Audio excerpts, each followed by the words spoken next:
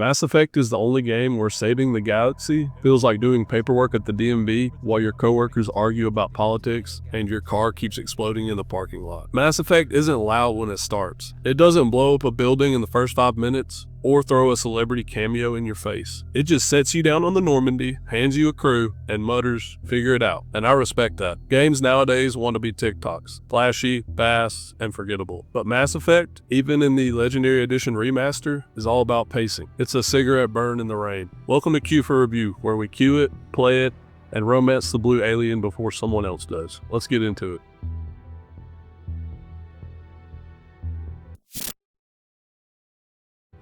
The setup is simple. You're Shepard, a soldier with a jawline that could cut glass, on the trail of a rogue agent who's working with something old and terrifying. That's the skeleton. But the meat is in how the game sells the galaxy. Every alien race feels like it's been paying taxes for centuries. The council chambers feel older than you. The side quests aren't quirky distractions. They're union disputes, lost patrols, forgotten debts. BioWare took the bureaucratic mess of real life and said, yeah, but what if this was in space? The Citadel alone is a masterpiece of world building. It's not Blade Runner neon excess, it's sterile, corporate, polished. It feels like the mall you grew up in if the mall had diplomats, crime lords, and giant lizard people trying to get disability benefits. But that's what makes it so immersive. You don't really feel like a superhero, you feel like a cog in a massive system that doesn't care if you live or die. The real hook of this game is the crew. Garrus is basically that one coworker who spends all day telling you how management is corrupt, but then still clocks in early every morning. Rex is a Krogan mercenary with the soul of a burned out uncle who's seen too many wars. Tali is bright-eyed, idealistic, and way too smart for her age. And then there's Liara, who I romanced. She's the awkward grad student turned space wizard that somehow keeps your hardened Shepard from falling apart. These characters are why you keep playing. Not the loot, not the gun upgrades, the crew. Every time you return to the Normandy after a mission, it feels like coming back to your apartment after a brutal day at work. The music swells, the ship hums, and you start walking down the hall wondering if Garrus has some new half-baked plan to reform intergalactic policing. It's comfortable in a game about looming extinction.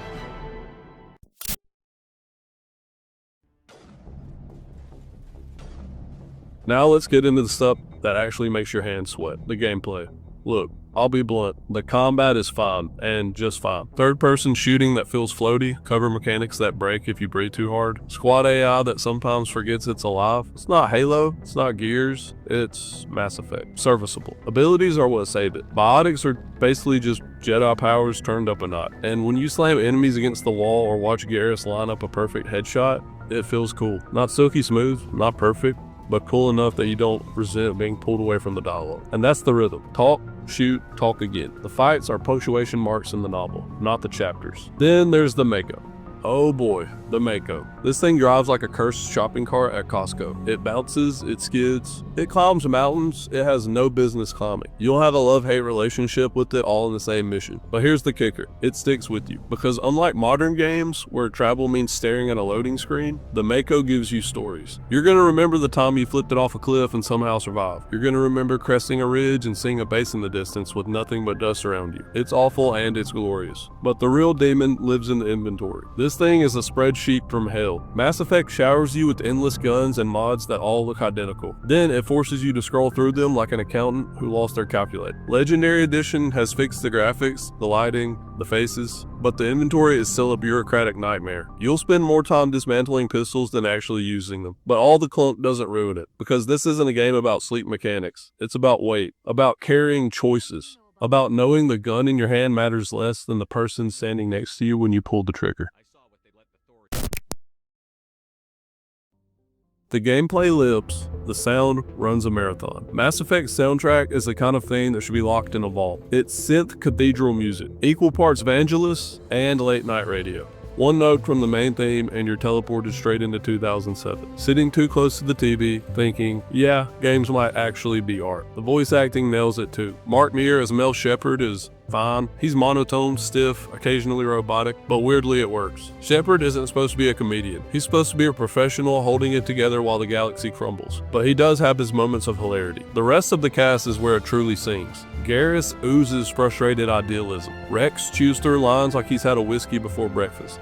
Liara's hesitant vulnerability cuts through the chaos. Even side characters sound like they have frustrations and regrets, not just lines to read. Visually, the Legendary Edition pulls its weight. Characters don't look like melted wax figures anymore. Lighting gives the Normandy a cinematic glow. Planets are still barren, but at least they're barren with texture now. Some animations still stutter, some lip syncs still wobble, but the art direction sells it.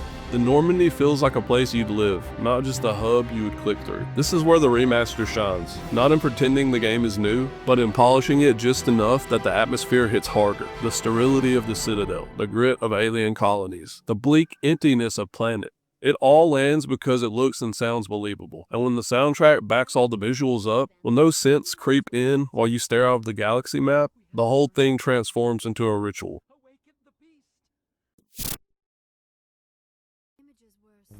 Here's the thing, Mass Effect didn't invent branching dialogue, it didn't invent morality system. Hell, it didn't even invent squad banter. But what it did do is fuse all of those things into something that feels unmatched. The magic isn't that you can choose Paragon or Renegade, the magic is that those choices stain. The consequences hurt.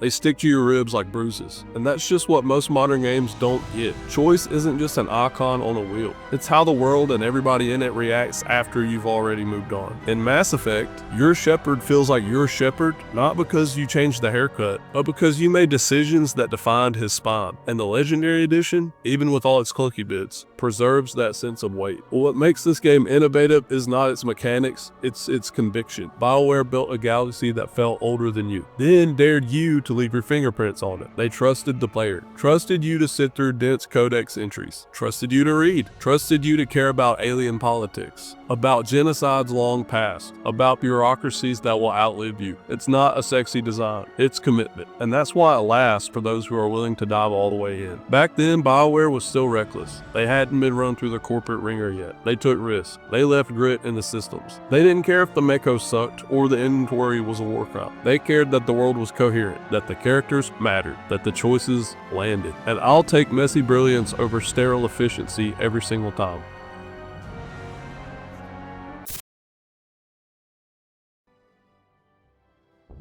So who is Mass Effect for in 2025? Well, it's not for the people who can't sit still. It's not for the dopamine tourists who need loot every 5 seconds. This is for the players willing to park themselves in the captain's chair, listen to their crew, and let the weight of conversations be the gameplay. It's for people who want to build relationships that don't pay off with fireworks, but with subtle glances, quiet moments, and gut punch consequences. And here's the thing, it's not just a game, it's a relationship. Messy, imperfect, unforgettable. Mass Effect gets a 91 and joins the backlog ascension. The strengths are obvious, story that cuts deep, world building that still embarrasses most modern RPGs, characters who feel like co-workers you'd actually respect, a soundtrack that baptizes every scene, and visuals that hold the fiction together without pretending to be next gen. The weaknesses, combat that's just fine, inventory hell, and planets that sometimes look like they were rendered in Microsoft Paint. But you forgive all of it because the heart of the game beats too hard to ignore. Mass Effect is one of those rare games that doesn't just want your time, it wants your trust. And when you give it, it doesn't comfort you, it bruises you. That's what makes it truly great. That's why it stands taller now than half the stuff releasing today.